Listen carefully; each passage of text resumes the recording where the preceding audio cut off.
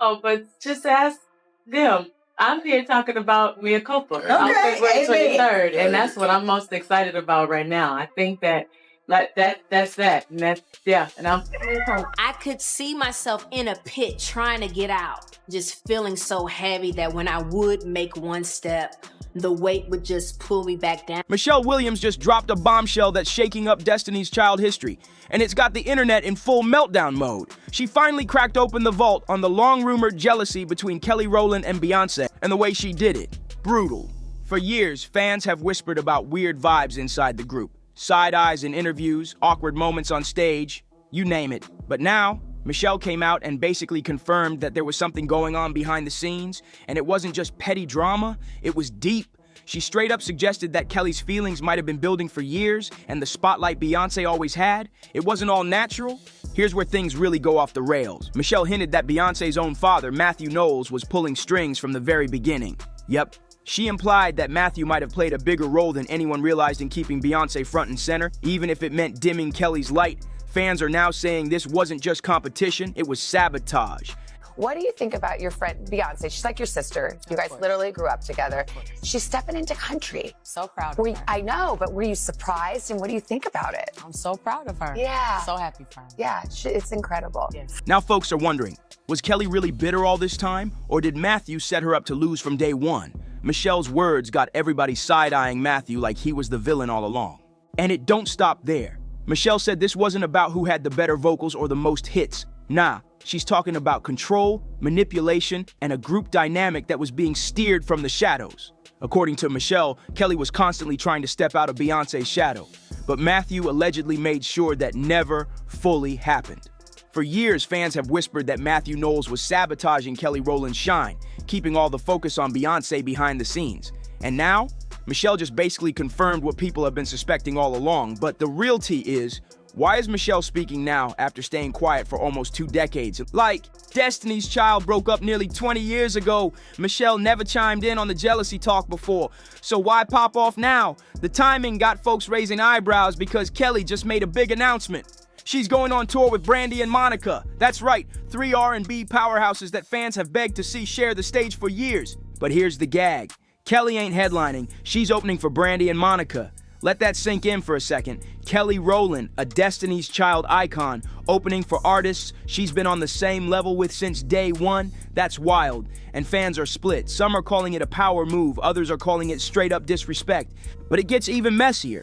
Kelly's not the only opener. She's sharing that opening slot with Money Long and Jamal Roberts, 2 newer artists still making their names. Like, how is Kelly in the same category as rising acts when she's been in the game for decades?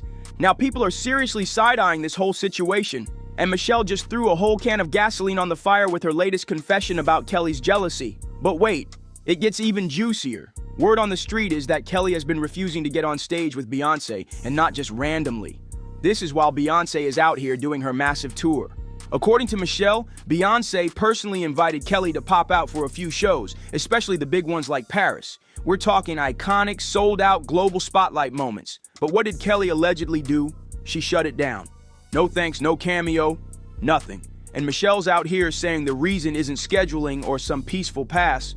It's straight up insecurity. Michelle claims Kelly didn't want to show up just to be dragged online all over again. For not being as iconic. For not performing on the same level. For not being Beyoncé. The internet can be brutal, and Kelly allegedly wanted none of that smoke. She didn't want to deal with folks comparing her vocals, her dancing, her energy, all while Bey's out here selling out stadiums left and right. And honestly, it's starting to look like real tension bubbling behind the scenes. Michelle may have just cracked open a whole vault of feelings, and now fans are looking at every Destiny's Child reunion moment sideways. But let's not act brand new. The whispers about Kelly feeling some kind of way about Beyoncé, they've been out there for years, and the wild part? Kelly herself already hinted at it before in an interview with Batia, so Michelle's just bringing back what Kelly low-key confirmed a while ago. Kelly's been real about it before. The non-stop comparisons to Beyoncé messed with her head, especially after Destiny's Child split. She opened up about how hard it was watching Beyoncé's solo career take off like a rocket while she was still stuck trying to figure out her own lane. So now with Michelle adding more heat to the drama, it's just throwing new flames on a fire that never really burned out.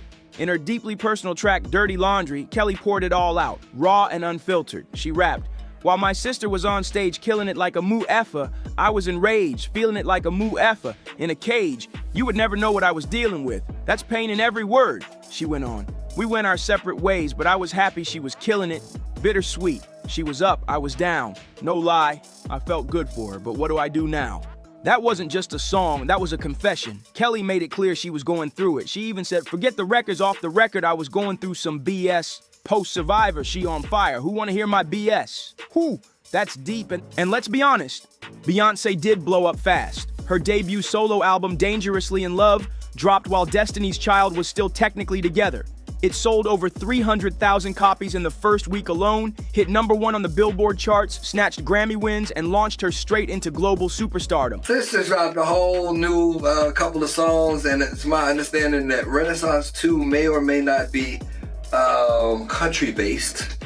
And then there's a rumor going around that Renaissance 3 may be either rock-based or a DC reunion.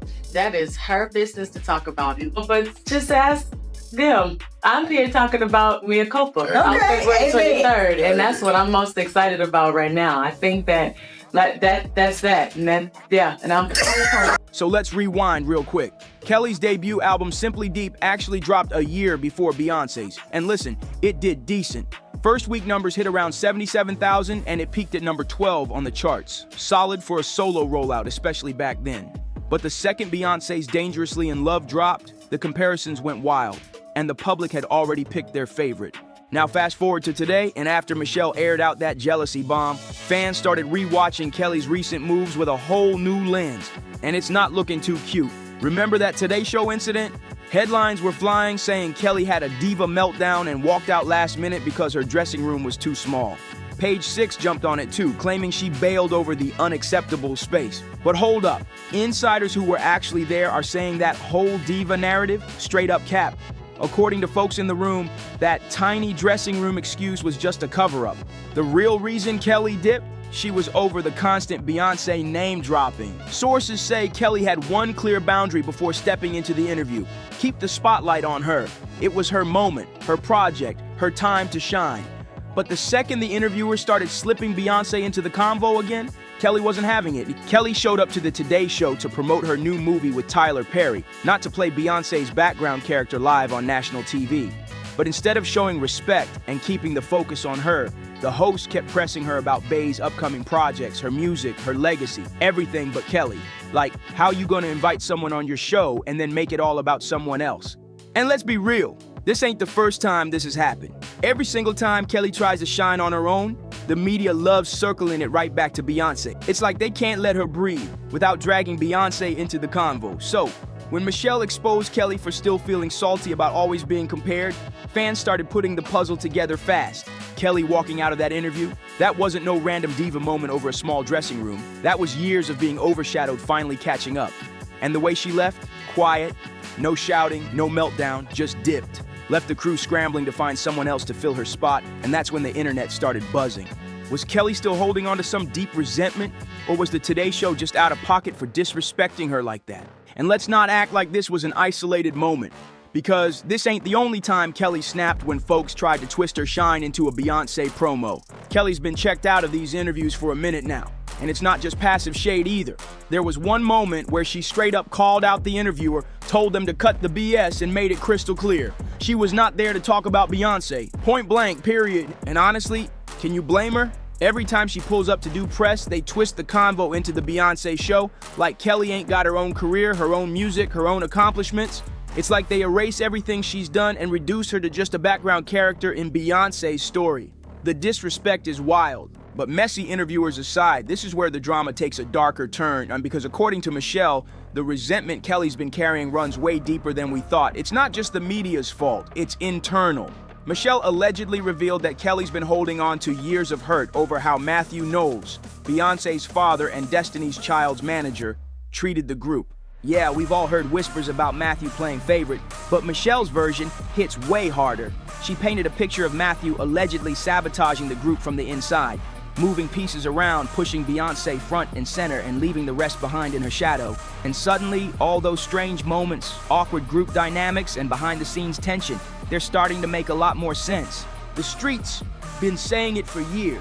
that Matthew was playing chess with the group's future, and Beyoncé was the queen he was always protecting.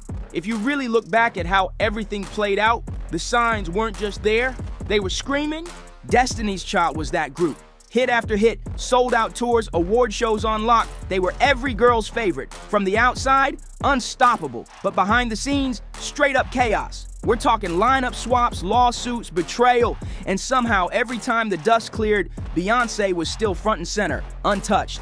And fans been clocking that for years, side-eyeing Matthew Knowles as the mastermind pulling strings in the shadows. Folks have long said he quietly manipulated everything just to make sure his daughter stayed on top, even if that meant wrecking the group's unity from the inside out. Let's talk about that iconic moment when Latavia and Latoya got kicked out the group. They didn't even get a phone call. They found out with the rest of the world, watching the Say My Name video like, wait, who are these girls? Imagine getting replaced and learning about it on TV. That's not just cold, that's ice cold. And who made that call? Matthew Knowles. The same Matthew who was both the group's manager and Beyoncé's dad. So naturally, people started asking, was he really managing the group or just managing Beyoncé's rise? Over time, the lineup kept shrinking, from 4 girls to 3, and slowly the spotlight shifted. The brand went from Destiny's Child to Beyoncé and them. The media, the label, even the fans. Everybody started treating the group like it was just Beyoncé's launchpad, while the rest of the girls faded into background noise. Let's be clear. Nobody is denying that Beyoncé is talented. Let's not get it twisted. She ate with Renaissance, she is the moment, and she's earned her spot at the top, period.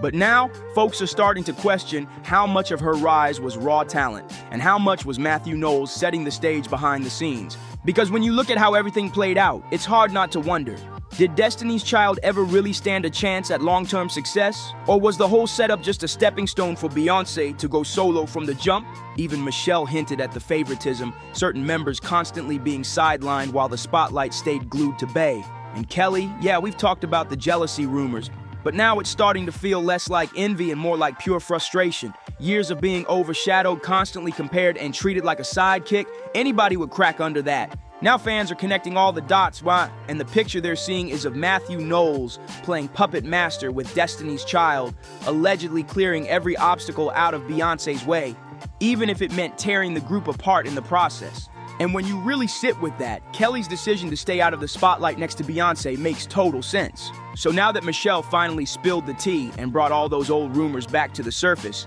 the question is real. Has Kelly really been carrying this jealousy all these years? Or is the internet just doing what it does best, blowing everything up and adding extra sauce?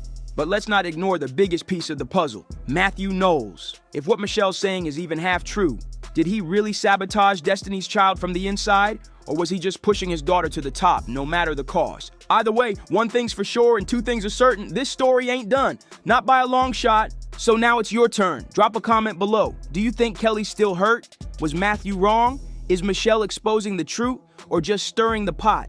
Make sure you like, subscribe, share, and hit that bell so you don't miss a single update. Because trust, the next video, the receipts in that one are even messier than this. We'll see you over there.